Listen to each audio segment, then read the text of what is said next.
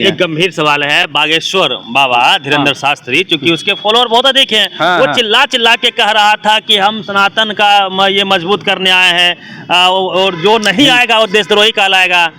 और मरने के बाद बोल रहा है कि सबको मोक्ष मिले हैं। ये कौन बागेश्वर वाला धीरेंद्र शास्त्री क्या बोला था? दलित पिछड़े सब एक है, हिंदू हैं। ये जो कुर्सी पे जिस पे बैठता है उस पर कभी किसी दलित को बैठावे तो न एक है। गोड़ पोछने के लिए दलित एक है। और क्या बोला है कि मोक्ष की प्राप्ति होगी।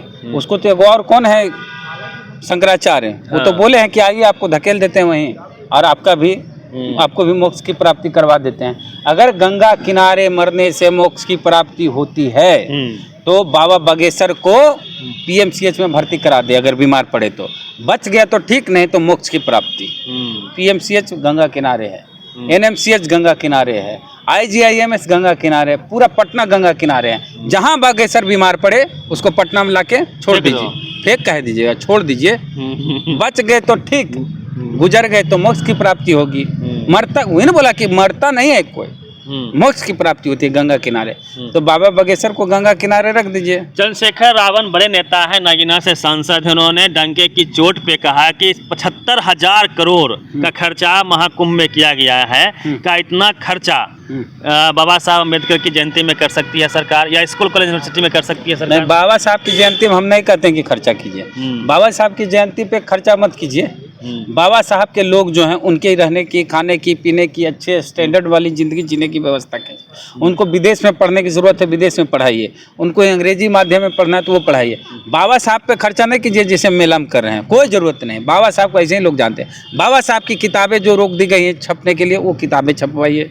बाबा साहब के विचारों को जन जन तक पहुँचाइए, मूर्ति नहीं लगाइए, ये कहेंगे। और एक अयोध्या वाले सांसद का अभी रोने वाला वीडियो वायरल हुआ है। एक दलित बेटी के साथ अत्याचार हुआ, उसके अवधेश प्रसाद पासी जो जिन पर गर्व कर रहा था पूरा देश कि अयोध्या जैसे, फैजाबाद जैसे जनरल सीट पे दलित सांसद हुए, समाजवादी पार्टी से जनरल सीट से जीते और अयोध्या में जीते और भाजपा को हराए।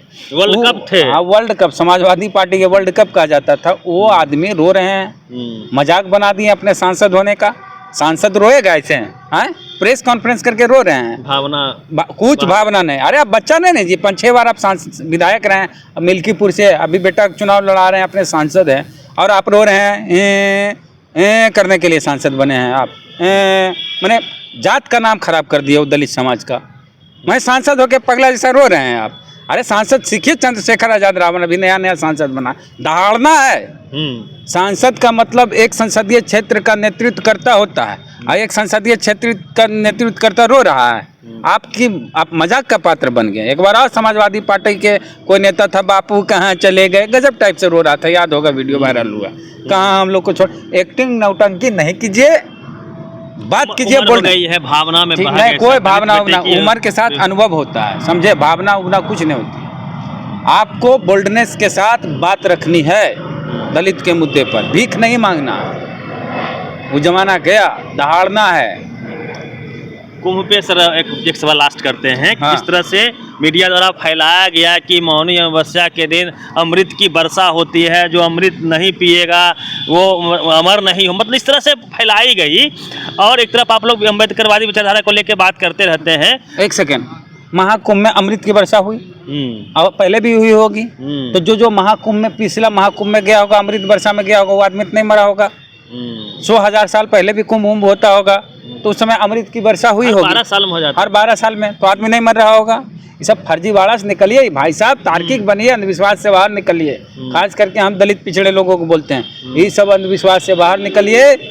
धंधेबाज लोग हैं, धंधा के चक्कर में कुछ भी बोलेंगे, धंधे के चक्कर में नहीं आना है, बात खत्म। टीवी अभी भी दिखा रहा है कि इतना करोड़ों का टर्नओवर, इकोनॉमी बूस्टअप हुआ, इस तरह से योगी जी तुरंत एक्शन में आए, मतलब इस तरह से अभी भी जो है हम अरबों खरबों रुपया आ जाए, हमारे देश के एक भी व्यक्ति की जान चली जाए, वो मंजूर नहीं है।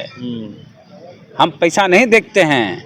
जिस देश का मुखिया बिजनेसमैन हो, वो देश तरक्की नहीं करता, बर्बाद हो जाता है, भावनाएं खत्म हो जाती है। जो लोग मरे हैं उनकी मौत का आंकड़ा छुपाया जा रहा है। आंकड़ा पे आप बताए नहीं सकते। आंकड़ा हम जैसे हम वहाँ तो थे नहीं, मीडिया का लेकिन ये जो कई एक खबर बाद में आई। पहले तो एक ही हादसा कह रहा था, एक ही भगदड़ हुई, फिर 2 भगदड़ हुई और पता नहीं कितनी भगदड़ हुई कि जिसको छुपाया गया 2 को तो नज़र में आया। हो सकता है इससे ज़्यादा हुआ होगा। जिनके लोग मरे वे लोग ही बाहर निकल के कहेंगे, बताएंगे। संख्या तो हजारों में बताई जा रही है। 30 सरकारी आंकड़ा है, लेकिन कई जगह सुनते हैं कि कई हजार है। इतने चप्पल जूता 30 आदमी का रहेगा। भगदड़ में हाँ ठीक है, खाली गोड़ चल गया होगा, लेकिन भगदड़ खत्म होने के बाद अपना अपना सामान लेने तो आदमी आ जाता है। संख्या छुपाई गई है। बहुजन समाज से क्या कहना चाहेंगे? अभी भी कुंभ 24 तारीख तक कुंभ, 24 फरवरी तक कुंभ है, उनको क्या आगाह करेंगे, क्या कहेंगे उनको? भाई साहब एकदम गलत काम मत कीजिए, न करिए पाप, न करिए, न पाप धोने की जरूरत पड़ेगी, न गंगा नहाने की जरूरत पड़ेगी। घर में सावर में नहाइए, नदी में नहाइए, हाँ गांव घर में रहिए और सुखी संपन्न रहिए बाल बच्चा के साथ। काहे कुंभ जाइएगा इतनी भीड़ में, जब इस तरह का दहशत का भी माहौल है। परिवार के बीच रहिए, पूरी ज़िंदगी अपनी अच्छे से जी लीजिए, वही स्वर्ग है।